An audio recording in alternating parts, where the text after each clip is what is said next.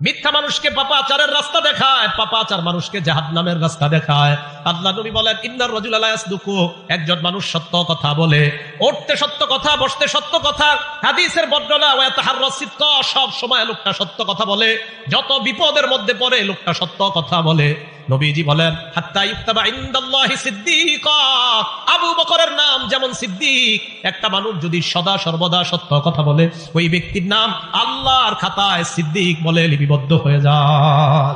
এরপরে দেখেন কি বলে, ওয়া ইন্নাল রাজুলা লা ইয়াকযিবু, একজন মানুষ খালি মিথ্যা কথা বলে, ফোনেও মিথ্যা কথা বলে, সরাসরিও মিথ্যা কথা বলে, আর ফোনে মিথ্যা কথা বেশি বলে।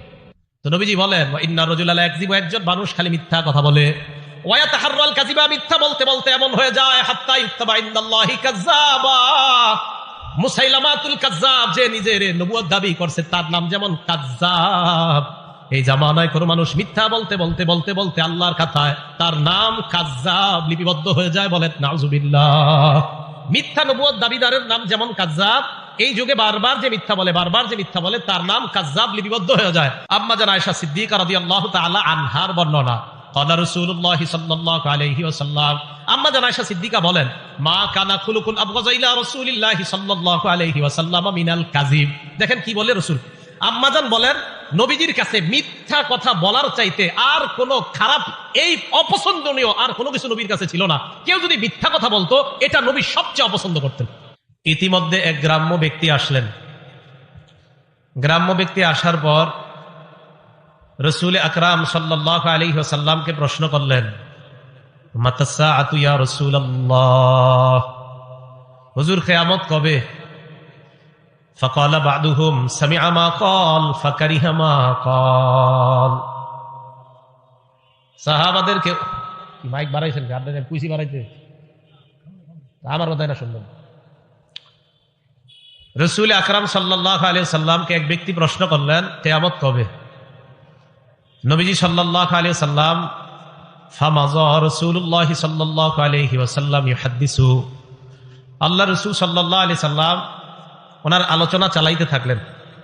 যিনি প্রশ্ন করলেন কিয়ামত কবে, তার কোনো জবাব না দিয়ে উনি ওনার আলোচনা কন্টিনিউ করলেন, চালাইতে থাকলেন। ফাকালা বা'দুহুম সামি'a মা ক্বাল ফাকারিহা মা ক্বাল।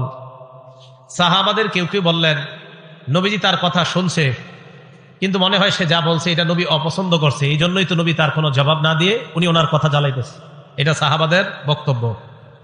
ওয়া ক্বালা বা'দুহুম বাল লাম ইয়াসমা রাসূলুল্লাহ সাল্লাল্লাহু আলাইহি ওয়াসাল্লাম। আরেক সাহাবা বললেন, আমার তো মনে হয় নবীজি তার কথা শুনেই নাই। কোন সাহাবা বললেন, নবী তার কথা শুনছে, কথাটা পছন্দ করে নাই, তাই নবী তারে কোনো জবাব দেয় না। আরেক সাহাবা বললেন, আমার তো মনে হয় নবীজি তার কথা শুনেই নাই। হাত্তা ইদা কাদা হাদিসাহু, নবীজি যখন তার কথা শেষ করলেন, কথা শেষ করার পর রাসূল আকরাম সাল্লাল্লাহু আলাইহি ওয়াসাল্লাম বললেন, আইনা উরাহুস সাইলু আনিস সাআ। নবীজি বললেন, কিয়ামত সম্পর্কে প্রশ্নকারী ব্যক্তি কোথায়? যিনি কিয়ামতের ব্যাপারে প্রশ্ন করলেন তিনি কোথায়? তো যিনি প্রশ্ন করছেন তিনি বললেন, আমি। হুজুর, আমি প্রশ্ন করছি। এই কথা বলার পর আল্লাহ রাসূল সাল্লাল্লাহু আলাইহি সাল্লাম বললেন, ইদা দুগিয়াতিল আমানা ফান্তাজিরিস সাআ, যখন আমানত উঠিয়ে নেওয়া হবে তখন কিয়ামতের অপেক্ষা করো। সাহাবারা প্রশ্ন করলেন, কাইফা ইদাআতুহা ইয়া রাসূলুল্লাহ, হুজুর আমানত উঠিয়ে নেওয়া হবে কিভাবে, আপনার কাছে জানতে চাই। ফাকালা রাসূলুল্লাহ সাল্লাল্লাহু আলাইহি ওয়াসাল্লাম, ইদা বুসিদাল আমরু ইলা গায়রি আহলিহি ফান্তাজিরিস সাআ।